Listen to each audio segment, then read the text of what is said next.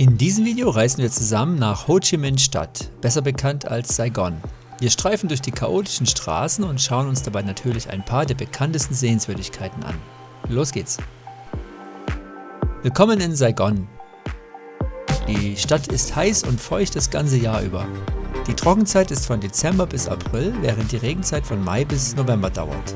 Wir waren im Juni hier und zuvor in Zentralvietnam unterwegs. Rund 14 Millionen Menschen leben in Vietnams größter Stadt.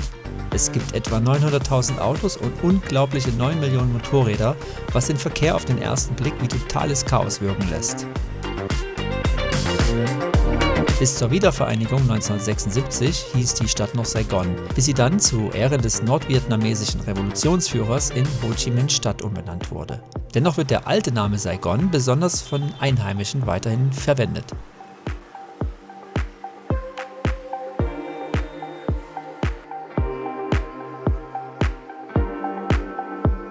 Eines der ersten Dinge, die man morgens in Saigon machen sollte, ist es, einen Kaffee Sua Da zu genießen.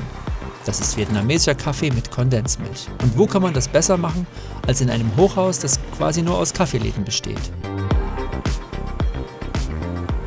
Ein altes Gebäude aus den 50ern, das früher mal ein Büro war und das heute einfach Etage für Etage sehr, sehr viele Cafés hat, ein bisschen Restaurant bietet. Genau, und wir gehen jetzt da mal rein und essen uns da durch die Etagen, oder? Ich habe richtig Hunger. Wir essen jetzt Frühstück, weil wir haben noch nichts gegessen. Wir probieren es einfach aus. Ja. Und ich habe gehört, es gibt einen Fahrstuhl, den musst du aber bezahlen.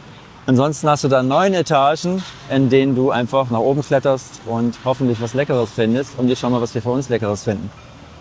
Wir laufen mal nach oben und man kommt hier schon so vorbei an so Gängen, wo die Kabel runterhängen und das Treppenhaus ist so lustig beklebt. Und das ist schon auch ein Erlebnis und das ist auf jeden Fall mal auch die paar Minuten wert, da hoch zu klettern. Wir haben uns jetzt mal in so einen Laden reingewagt. Das ist auch schwer, weil man sich nicht entscheiden kann, weil es so viele gibt. Und hier klebt alles voll mit so Grüßen aus aller Welt und ja, Liebe zu Vietnam. Ganz viele tolle Nachrichten und Liebesbriefe hier an der Wand. Das ist echt süß. Ich habe einen lustigen gesehen hier. Salan Kenal, from the face that only mom can love. Und jetzt haben wir einen Banh Mi bestellt, einfaches Gericht, aber klar, brauchst du natürlich auf jeden Fall, wenn du in Vietnam bist. Und wir schauen mal, wie gut das Banh Mi hier ist. Banh Mi Saigon nennt sich das hier. Da drüben gibt es ein vegetarisches Banh Mi und das sieht schon so lecker wieder aus. Das Ganze für, ja, ist ein bisschen teurer als woanders, 58.000, glaube ich. Ja, wir sind ganz oben angekommen, im obersten Stockwerk. Wird die Wäsche getrocknet. Und hier gibt es wohl das Café mit dem schönsten Ausblick. Da gehen wir gleich mal rein. Das sieht auch schön aus, mit diesem alten Gemäuer und dahinter diese Wolkenkratzer. Auch da oben der Garten. Wir sind ganz oben im Café, oberster Stock. Schöne Aussicht hier. Allein dieser riesengroße Tower daneben uns. Schon beeindruckend, was die für Hochhäuser eingestellt haben. Und mit dieser Aussicht genießt man dann hier sein Küchlein und sein Säftchen. Ah, herrlich.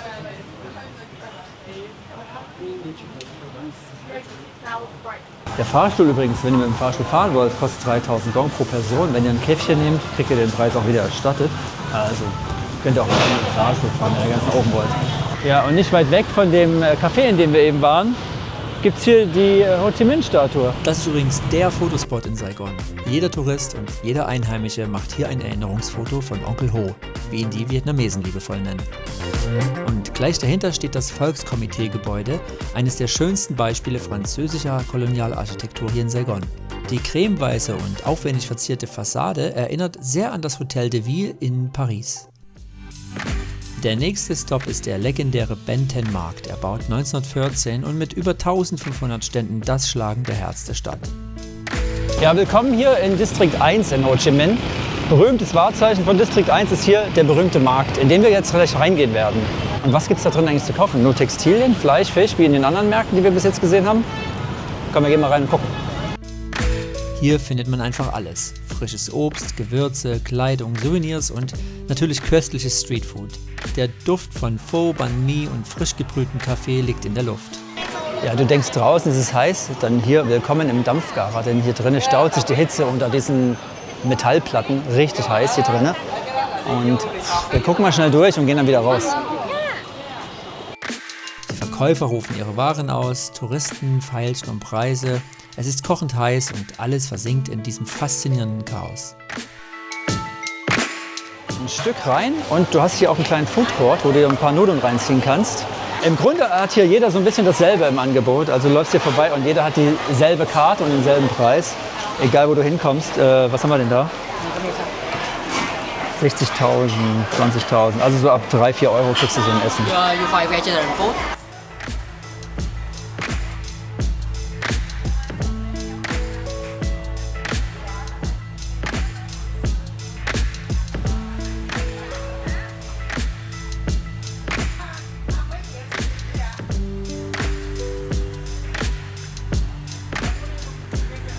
Und jetzt kommen wir vielleicht zum größten Abenteuer in Saigon, die Straße überqueren.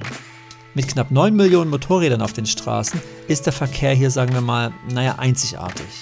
Es scheint zwar wie totales Chaos, aber es gibt tatsächlich eine Methode dahinter. Worauf man nicht warten sollte, ist eine Lücke, denn die gibt's nicht.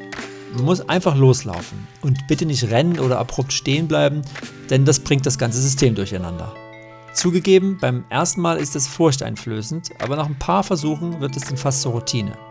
Fast. Ja, die Straßen hier in Saigon sind schon anders wild auf jeden Fall. Und man muss sich echt konzentrieren. Manchmal gibt es aber so Ampeln, die ein bisschen helfen, aber auch nicht wirklich helfen. Und selbst wenn grün ist, kommen die Leute von allen Seiten angeschossen. Also es bedeutet gar nichts. Was auch gar nichts bedeutet, sind hier diese Zebrastreifen. Also du siehst zwar immer wieder so schöne Zebrastreifen hier, mit diesen zum Beispiel. Das ist aber reine Deko. Der beste Trick, den man eigentlich anwenden kann, ist, dass man die Hand so ein bisschen hebt und die so ein bisschen versucht zu stoppen, die Fahrzeuge, oder zumindest anzudeuten, dass man jetzt gehen will. Und dann aber auch wirklich gehen und nicht stehen bleiben.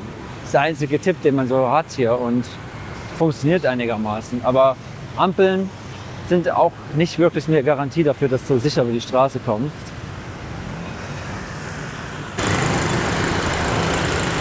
Und das hier ist übrigens auch so ein großer Markt, auf dem ihr alles finden könnt. Nicht so touristisch wie der andere, auf dem wir waren. Ja, wir sind jetzt in einem Viertel, das für die französische Architektur bekannt sein soll. Also alle Häuser hier so im französischen Stil. Ich kann das nicht erkennen. Für mich sind das einfach nur irgendwelche Blöcke, die aussehen wie alle anderen Blöcke. Aber auf Google Maps steht, das hier sind französische Häuser. Wir laufen durch die Straße. Die sieht an sich schon mal ganz cool aus. Ich glaube, abends, wenn diese beleuchtet ist, richtig cool, würde ich vielleicht noch mal herkommen. Aber so auf jeden Fall, wir laufen mal durch die Straßen. Hier sind sehr viele so Antiquitätengeschäfte und eigentlich verkauft jeder so ein bisschen Buddha-Figuren, Vasen und. Das sieht schon auch interessant aus. Also wenn du dich dafür interessierst, dann kommst du genau hierher.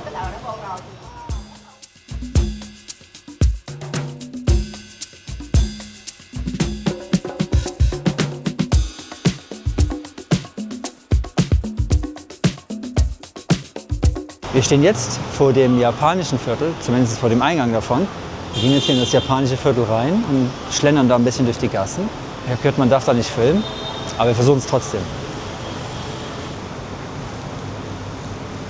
Wir sind mitten im japanischen Viertel. Hier gibt es eine Menge japanische Restaurants. Preise auch wieder fast wie in Japan, ein bisschen höher. Und das muss hier auch nachts richtig cool aussehen, beleuchtet und so mit all diesen Lampions. Vielleicht kommen wir noch mal nachts her. Aber tagsüber auf jeden Fall auch schon ganz cool. Es ist schön leer. Du hast Platz, um dir ein bisschen die Straßen anzugucken, auch was Leckeres zu essen. Und es gibt hier so spezielle Massagesalons und die dürfen wir nicht filmen. Dieser Teil von Distrikt 1 ist bekannt als Little Tokyo, Heimat einer großen japanischen Expat-Community. Tagsüber findet man authentische Ramen-Restaurants, Sushi-Bars, japanische Supermärkte und natürlich Karaoke-Bars. Die Straßenschilder sind auf Japanisch und Vietnamesisch. Es ist wie eine kleine Enklave Tokios mitten in Saigon. Nach Einbruch der Dunkelheit verändert sich die Atmosphäre aber drastisch. Das Viertel verwandelt sich dann in ein Rotlichtviertel mit Karaoke-Bars, Hostess-Clubs und Massagesalons. Die Straßen füllen sich mit Neonlichtern und mit einem ganz anderen Publikum. Für Familien und normale Touristen gilt, besucht das Viertel tagsüber für authentisches japanisches Essen. Abends, naja, das ist eine andere Geschichte.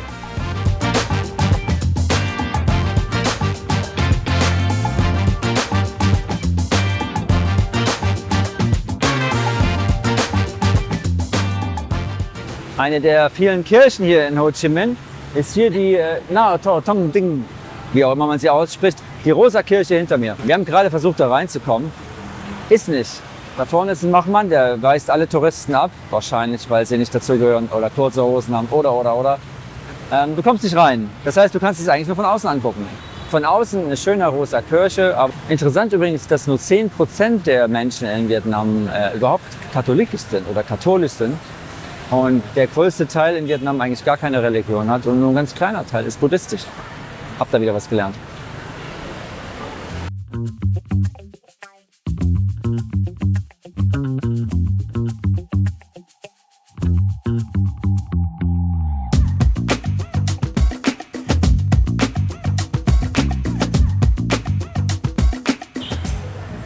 Wir sind in der nächsten Sehenswürdigkeit und die ist was ganz Besonderes, weil sie nämlich an die Geschichte des Krieges hier in Vietnam erinnern soll und wie die Zivilbevölkerung damals hier darunter gelitten hat und versucht hat, sich zu verstecken und in Sicherheit zu bringen.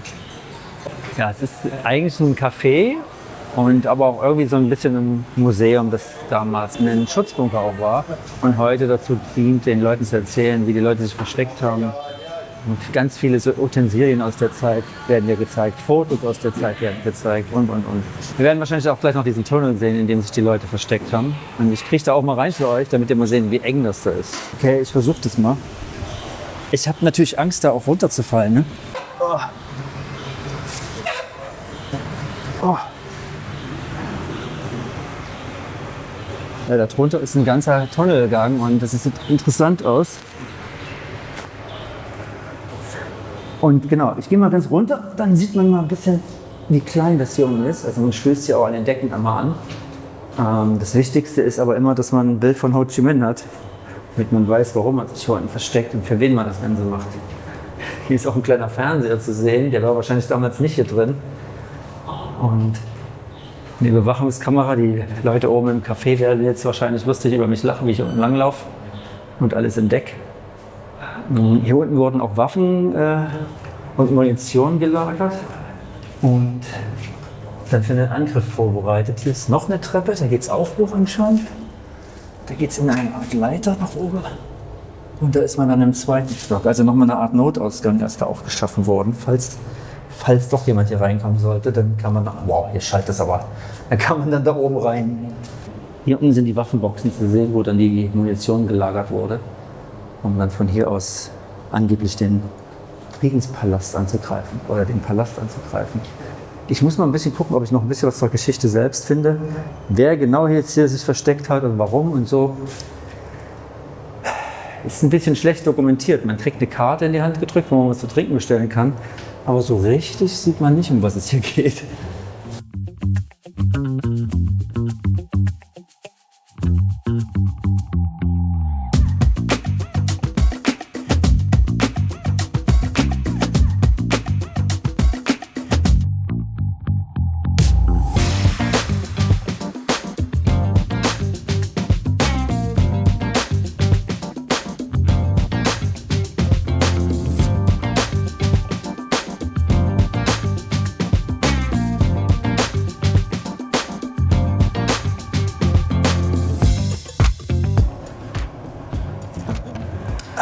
Ja, moin Freunde, hier heute aus unserem kleinen Versteck. Das hier ist das Vietnam-Kriegsmuseum, das wahrscheinlich nicht jeder von euch kennt. Aber vielleicht geht ihr das nächste Mal hier hin und guckt euch mal an, wie sich die Leute hier früher versteckt haben vor dem Krieg. Ich komme mal wieder raus. So, Freunde der Nacht. Eine kleine, aber feine Sache, die ich euch erzählen muss. Wir waren ja eben hier in diesem Laden und dort ist quasi die Kopie von dem, was es eigentlich sein soll, nämlich dieser Laden hier, der sagt uns die ganze Zeit, wir sind der echte Laden, wir sind das echte Versteck und wir waren seit 1966 hier und dieser Laden hat erst 2018 aufgemacht und versucht mit Getränken Geld zu verdienen und bei den Jungs ist das Ganze kostenlos und dort ist das Original drin und der Nachbar hat quasi das Geschäft eröffnet, um Geld abzugreifen von Touristen mit derselben Geschichte. Und hat dann eben auch einen Bunker dort installiert, aber eben eine Kopie davon. Und wir gehen jetzt hier ins Original rein und schauen uns originalerweise mal das an, wie es wirklich aussehen soll. Und hier ist auch so ein Keller installiert. Ich gehe da auch gleich nochmal runter und wir gucken uns an, wie es da wirklich aussieht. So, wir sind jetzt unten in dem Originalkeller. Hier sind auch die Waffen gelagert, die die Vietcong benutzt haben, um hier gegen die Amerikaner zu kämpfen. Viele der Waffen sind russischer Bauart oder von Amerikanern. Als die gefunden wurden die halt mitgenommen und dann einfach gegen den Feind eingesetzt. Und hier sind eine Menge Granaten, eine Menge Raketen, alles, was man so halt eingesetzt hat und gefunden hat. Und viel wurde den Vietnamesen hier von den Russen gegeben. Hier unten gelagert und er meinte, es sind sehr viele Bunker, 10, 12 Stück in der Stadt verteilt, die dann eben die Kämpfe hier unterstützt haben. Hier liegt auch eine Menge Sprengstoff. Ja, also und dieser Bunker ist etwas kleiner als gegenüber und da geht es auch noch ein bisschen rein, aber eigentlich kann man hier drin nur sitzen und die Waffen verstecken und eigentlich mehr kannst du hier drin eigentlich auch nicht machen. Hier ist eine Karte, eine Einsatzkarte, wo befindet sich der Feind, wo befinden sich die anderen und ja, viel mehr kannst du gar nicht hier unten machen. Ja, hier oben im ersten Stock lernt man noch eine ganze Menge über die Geschichte von Ho Chi Minh, seine Familie, wie er gelebt hat, wo er gelebt hat und auch die ganze Gruppe hier, die in der Zeit gekämpft hat gegen die Amerikaner. Wirklich sehr interessant. Und wie gesagt, kommt hier in das Originalhaus, nicht in das Fake-Haus. Hier lernt ihr wirklich eine Menge über die Geschichte. Ich habe mich drüben schon gefragt, was ist das denn da? Was kann man denn da lernen? Wo kann man denn was sehen? Man hat da gar nichts gelernt, außer den QR-Code, den man gesehen hat, wo drauf stand, wie der Kaffee denn war. Hier drinnen kriegst du eine Führung, die ist umsonst. Und hier lernst du so viel über diese Geschichte hier. Und du siehst hier so viele Reliquien. Und hier ist alles echt, es fühlt sich auch direkt anders an. Das Ganze, wie gesagt, echt dadurch, dass hier ein Zertifikat hängt, das der Staat ausgestellt hat, dass dieser Bunker hier das Original ist. Und die andere Seite gegenüber hat das Zertifikat nicht. Und wir gehen jetzt wieder runter und ja, haben eine richtig interessante Führung gekriegt.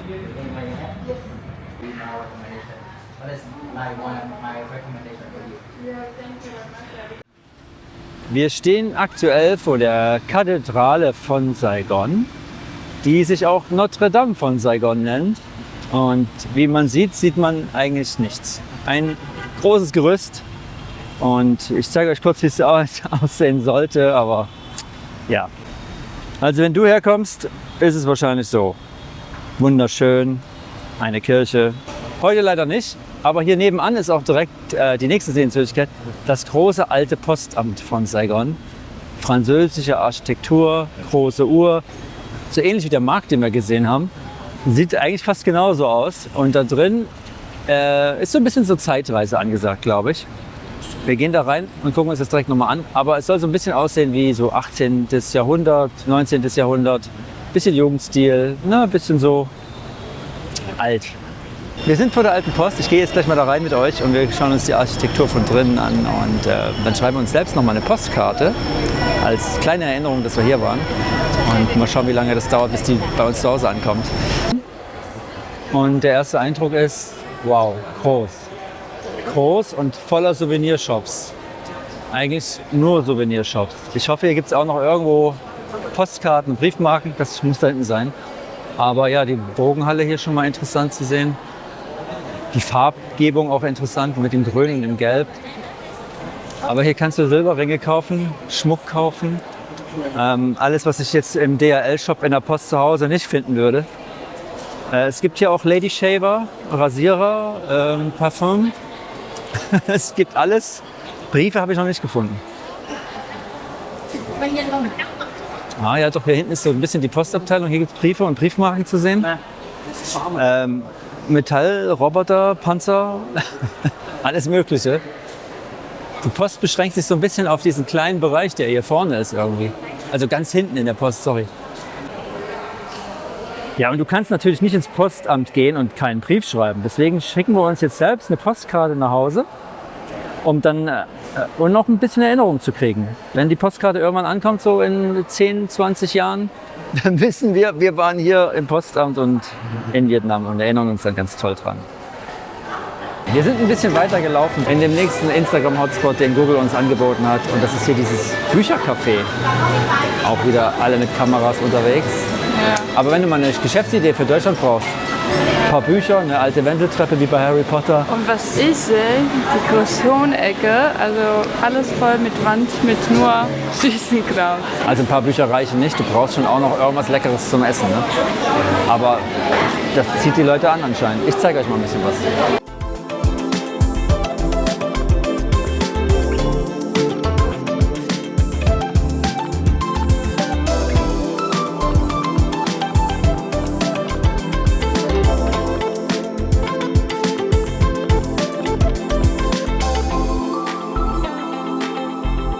Okay, eine Wand voller Nähmaschinen hilft anscheinend auch, um die ganzen Leute herzubringen. Und ja, Bücher, Platten. Das Witzige ist, dass das relativ versteckt ist in so einer ganz kleinen Straße. Aber alle finden es.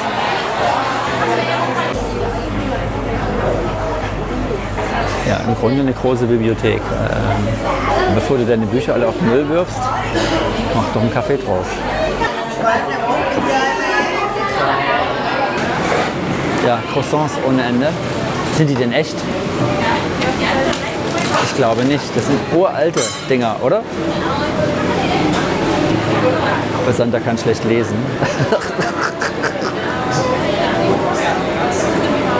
Ja, eine Sehenswürdigkeit, die jeder von euch sehen wird, aber keiner von euch sehen will, ist hier die Abflughalle, wenn es nämlich wieder nach Hause geht. Wir sind mittlerweile schon in Dubai, sind also schon ein bisschen geflogen. Und was bedeutet das? Das bedeutet, dass unsere Reise nach Vietnam schon zu Ende ist. Wir waren da 3 Monate unterwegs. Ich hoffe, euch hat die Serie gefallen. Ihr habt ein bisschen was gesehen und was gelernt. Und wenn ihr noch was wissen wollt, schreibt das gerne in die Kommentare und macht einen Daumen und ein Abo. Ihr kennt das alles. Vielleicht sieht man sich ja das nächste Mal in Vietnam, weil wir wollen auf jeden Fall nochmal herkommen. Es hat uns super gefallen und wir würden auf jeden Fall wieder herkommen. Und vielleicht bist du dann ja auch da und man sieht sich. Ja? Ansonsten sehen wir uns in dem nächsten Video wieder. Mach's gut. Bis dahin. Viel Spaß. Tschüss.